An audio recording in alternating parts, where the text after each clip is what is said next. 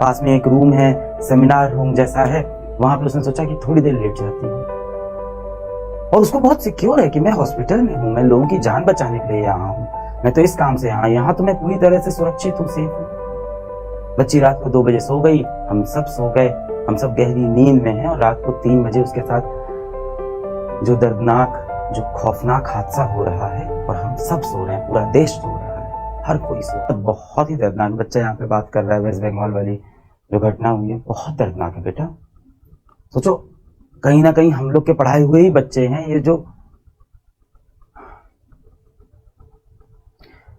shameful for the country, shameful for each and every Indian। मतलब एक बच्ची है जो नीट की तैयारी करती है, पहले आप सोचो नीट की तैयारी अपने आप में कितनी डिफिकल्ट, कि वो नीट की तैयारी करती है, पहले एमबीबीएस करने जाती है, 5-5.5 साल पूरा एमबीबीएस अपना खत्म करती है, फिर नीट पीजी की तैयारी करती है, फिर उसके बाद जूनियर रेजिडेंट बनती है, जूनियर रेजिडेंट का उसका दूसरा वर्ष चल रहा है, 36 घंटे की ड्यूटी करते हैं ये बेचारे बच्चे। सभी डॉक्टर्स की जिंदगी ऐसी है। मैं कई बार बोलता हूँ, कई लोग को बहुत ग्लैमराइजिंग प्रोफेशन लगता है, नहीं भाई, बहुत डिफिकल्ट प्रोफेशन है। मैं हॉस्पिटल के अंदर बहुत समय रहा हूँ, मेरे पिताजी 1.5 साल हॉस्पिटल में एडमिट थे। इतनी डिफिकल्ट, इतनी जवाबदेही वाली ये जो पेशा है, नौकरी है, जो कह लो प्रोफेशन है। 36 घंटे 48 घंटे लाखों के साथ बेचारे घूमते रहते हैं, बेड पे थोड़ा सा बैठते हैं, सो जाते हैं। इस बच्चे का भी वही केस है, अगर आप ध्यान से देखो तो।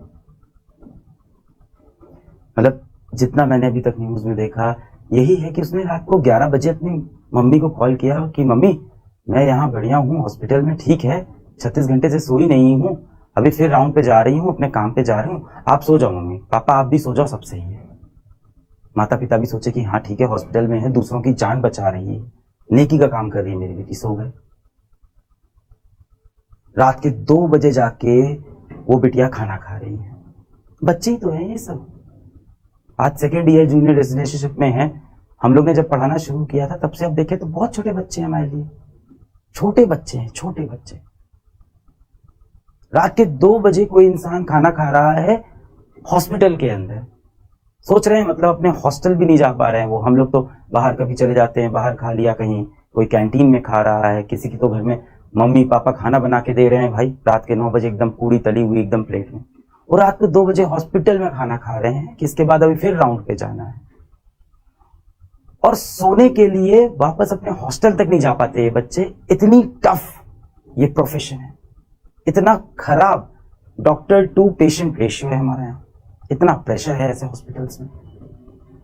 वो बच्ची सोचती है कि ठीक है राउंड ले रहे हैं, कहाँ लेट जाऊं मैं, यहाँ कहीं छोटा सा एक बेड है, थोड़ी देर के लिए कमर सीधी कर लूं, फिर काम करना है। पास में एक रूम है, सेमिनार रूम जैसा है, वहां पे उसने सोचा कि थोड़ी देर लेट जाती हूँ। और उसको बहुत सिक्योर है कि मैं हॉस्पिटल में हूँ, मैं लोगों की जान बचाने के लिए यहाँ हूँ, मैं तो इस काम से यहाँ तो मैं पूरी तरह से सुरक्षित हूँ, सेफ हूँ। बच्ची रात को 2 बजे सो गई, हम सब सो गए, हम सब गहरी नींद में हैं और रात को 3 बजे उसके साथ जो दर्दनाक, जो खौफनाक हादसा हो रहा है और हम सब सो रहे हैं, पूरा देश सो रहा है, हर कोई सो रहा है। एक तरफ हम बात करते हैं बेटियों को पढ़ाओ, बेटियों को आगे बढ़ाओ, विमेन एम्पावरमेंट, लड़कियों को नौकरी में होना चाहिए, लड़कियों को डॉक्टर बनना है, इंजीनियर बनना है, बिजनेस टाइकून बनना है।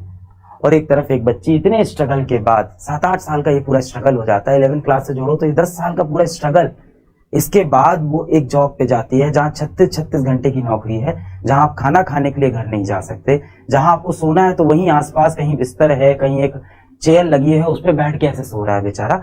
उस हालत में उस बच्चे के साथ ऐसा कुछ होता है। देखिए इतना बड़ा देश है, ऐसी घटनाएं होती हैं, पूरी तरह से कभी नहीं रुकेगी। प्रैक्टिकल बात यह है क्योंकि इंसान जो है उसके अंदर एक शैतानी दिमाग है, कुछ इंसान दरिंदा होता है, मानता हूं मैं, ये प्रैक्टिकल वर्ल्ड है, इसको रुकने में शायद बहुत सदियां लग जाएं और शायद कभी भी ये पूरी तरह से खत्म ना हो। पर इसको कम करने का तरीका है कि जब भी ऐसी घटना हो उसमें तुरंत एक कठोर एक्शन तो लें, हम एक क्लियर मैसेज तो दें कि इस देश में ऐसे रेपिस्ट की कोई जगह है ही नहीं, एक ही सजा है, फांसी, इंस्टेंट, समय नहीं।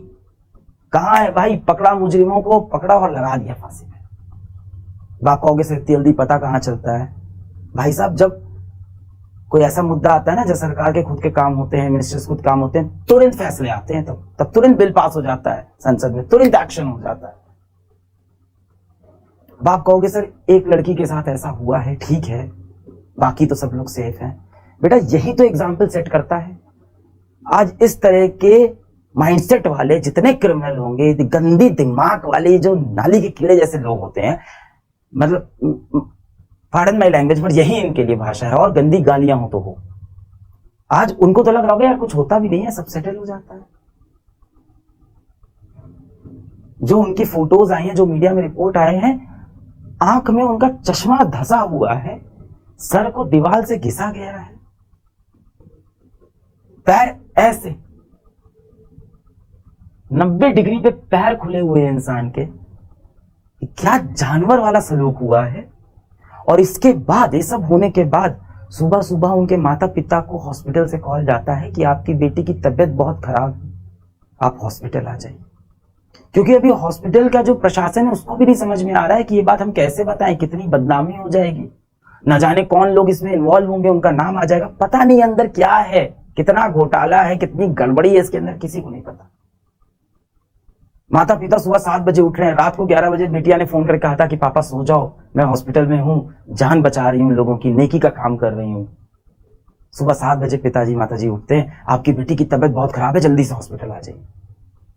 इसके बाद वो जब दूसरी बार कॉल करते तो उनको पता है क्या बोला गया, कि आपकी बेटी ने आत्महत्या कर ली है, सुसाइड कर ली है। ये दिखा रहे हैं कि लड़कियां कहीं ना कहीं मानसिक संतुलन सही नहीं, डिप्रेशन में थी। आज तो पोस्टमार्टम रिपोर्ट आ गई है, पूरा साफ है कि इसके अंदर रेप हो रखा है बच्ची का। पर पहले क्या, एकदम मामले को दबा दो, क्या है, कुछ नहीं है, कुछ नहीं, सुसाइड हुआ है, डिप्रेशन में थी। हाँ ठीक है, वर्कलोड ज्यादा है, डिप्रेशन होती, सुसाइड कर लेते। माता पिता जब हॉस्पिटल पहुंचते हैं तो उन्हें हॉस्पिटल के अंदर जाने ही नहीं दिया जाता। घंटा, 2 घंटा, 3 घंटा, 4 घंटा वो हॉस्पिटल के बाहर खड़े हैं, अपनी बेटी को नहीं देख पा रहे, अपनी मृत्यु बेटी को नहीं देख पा रहे, उसकी शक्ल नहीं देखने दे रहे। क्या हो रहा था अंदर इस समय, क्या हो रहा था? प्लानिंग चल रही थी कि कैसे संभाला जाएगा, कैसे इज्जत बचाएं हम हॉस्पिटल की, कैसे इज्जत बचाएं हम इस स्टेट की, कैसे इज्जत बचाएं हम सरकार की, कैसे इज्जत बचाएं इस पूरे सिस्टम की। बाहर एक बाप कह रहा है कि मेरी बेटी को देखने दो। किसी तरह से लड़ झगड़ के जब बाप अंदर पहुंचता है तो अपनी बेटिया को बिना कपड़ों के, कहीं पूरे शरीर पे कपड़ा नहीं देखता है, पूरी बॉडी चोटिल है, चोट के निशान, आंख फूटी हुई है, सर पे चोट है, पैर इस तरह से ऐसे खुले हुए,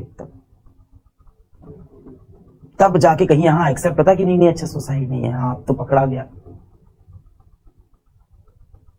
देखिए मैं प्रैक्टिकल हूं, ये चीजें हर देश में है, होता है, दरिंदे लोग हैं, पर ऐसी घटना होने के बाद तुरंत एक्शन लेना पड़ेगा, एक एग्जाम्पल सेट करना पड़ेगा, एक उदाहरण देना पड़ेगा कि इस देश में ऐसे लोग की जगह नहीं है। ऐसे क्या, इसके आसपास सोचने वालों की, लड़कियों को उनके बिना इजाजत के हाथ लगाने वालों की भी इस देश में जगह नहीं है।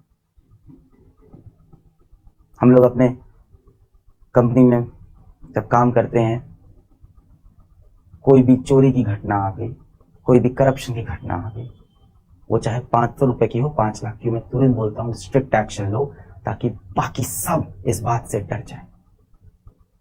जब भी ऐसा कुछ हो तो तुरंत एक्शन लो।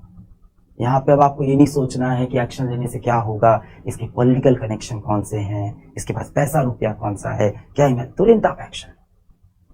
कोई एक्शन नहीं भाई साहब, सुसाइड है, दबा दो।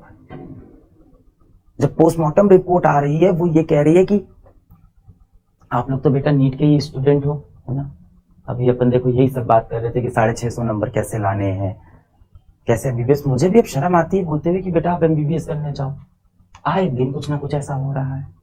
एक तो वहां पे वर्क कल्चर ऐसा है, ये प्रेशर में तो है ही डॉक्टर, काम तो ज्यादा है ही है। उसके बाद ये सब होता है, मैं कैसे बोलूं 650 नंबर लेके आ बेटा जाओ, फिर ये होगा, इतनी मेहनत करने के बाद ये होगा तुम्हारे साथ। आप लोग तो नीट के एस्पिरेंट हो। जो सीमेन सैंपल मिला है वो पोस्टमार्टम में क्लियर दिखा रहा है कि 1 से ज्यादा लोग थे, अमाउंट ऑफ सीमेन, जितना सीमेन मिला है, जितना स्पर्म्स मिले हैं, जितना काउंट मिला है, जितना क्वांटिटी है, वो एक व्यक्ति का नहीं है। उसके बाद क्या होता है, 24 घंटे के अंदर, क्योंकि मीडिया में हाईलाइट हो गया, तो एक व्यक्ति को पकड़ा जाता है और कितनी आसानी से पुलिस कहती है कि उसके कान का एयरपॉड, ब्लूटूथ एयरपॉड है, क्या है कि उसके कान का एक ब्लूटूथ डिवाइस वहां पे वो छूट गया था, उससे वो छोड़ के चला गया था। और वो व्यक्ति की भी आप डिटेल देखो, 4 बजे सुबह हॉस्पिटल पहुंचा है, 4 बजे के आसपास, 6 साढ़े 6 पे जाके अपने घर में सो गया और अपना ब्लूटूथ एयरपॉड वहां पे रख के चला गया कि हमें पकड़ लेना। और पुलिस ने पकड़ा भी कैसे कि ब्लूटूथ एयरपॉड उठाया और हॉस्पिटल के स्टाफ में सबके ब्लूटूथ ऑन कराए कि देखते हैं किसके फोन से मैच करेगा। व्यक्ति तभी पकड़ा जाता है, अपना गुनाह भी कबूल कर लेता है, कहता है हाँ मैं ही था। पोस्टमार्टम रिपोर्ट अब ये साफ दिखा रही है कि एक से ज्यादा व्यक्ति से, और ये कह रहा है मैं ही था, यानी यहां भी झूठ है। क्यों ये झूठ बोल रहा है? किसने इसको प्रलोभन दिया, पैसे का दिया, धमकी दिया, क्या दिया? ये तो कह रहा है मैं ही था, अकेले था, मैंने किया, मुझे सजा भी दे दो। अब ये मुद्दा सीबीआई पे चला गया है, पर अब सीबीआई पे जाते जाते इतने सबूत मिटा दिए गए हैं।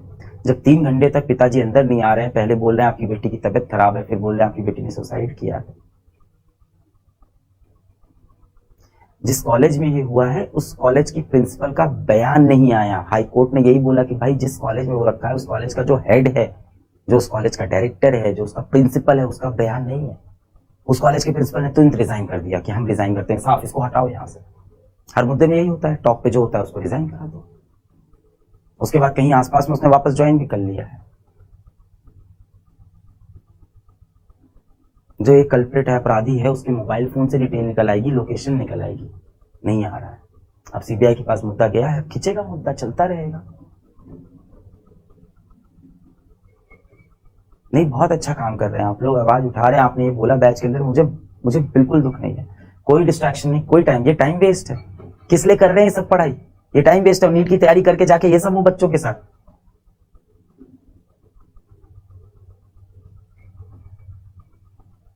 कोई कॉर्नर केस नहीं है, कोई अकेला केस नहीं है जो हुआ है देश में। इससे देश में हर रोज बहुत से केस होते हैं और ये सारे केस रुक सकते हैं। मैं बता रहा हूं, रुक सकते हैं। इंटेंट चाहिए, कड़ी सजा चाहिए, इंस्टेंट एक्शन चाहिए। क्या डर फैलता है लोगों के अंदर कि भाई इस देश में माफी नहीं मिलेगी, सोचना भी मत छूने की, डर लगता है लोगों को फिर सजा से। पर नहीं, इसको चल रहा है, इसके पीछे, सबके पीछे पॉलिटिक्स चल रही है, इसकी गलती, उसकी गलती, इस सरकार की गलती, उस स्टेट, अरे हर स्टेट में होता है ये। आज इनकी सरकार है, कल उनकी सरकार आएगी, सब जगह होता है ये। अभी हॉस्पिटल के अंदर से भी ज्यादा लोग बात नहीं कर रहे हैं, सबको डर है अपनी नौकरी का। भाई एक आम इंसान क्या करता है? अपना रोटी पानी, जिंदगी, बच्चा, बीवी, उसको, बच्चे को भी तो स्कूल भेजना है। हमें उम्मीद होती है हर इंसान आवाज उठाए।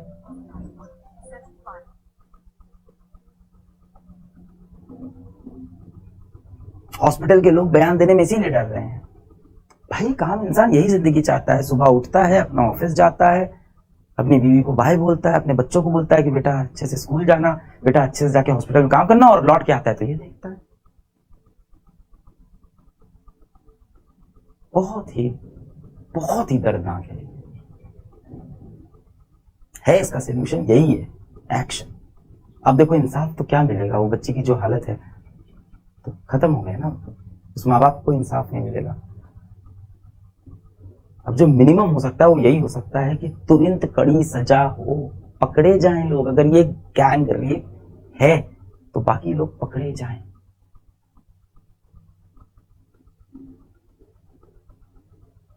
कोई भी मेन स्ट्रीम मीडिया इसको काफी समय तक हाईलाइट नहीं किया, काफी समय बाद मेन स्ट्रीम मीडिया पे ये चीजें आई है। डॉक्टर्स प्रोटेस्ट कर रहे हैं, इससे भी एक अलग नुकसान है।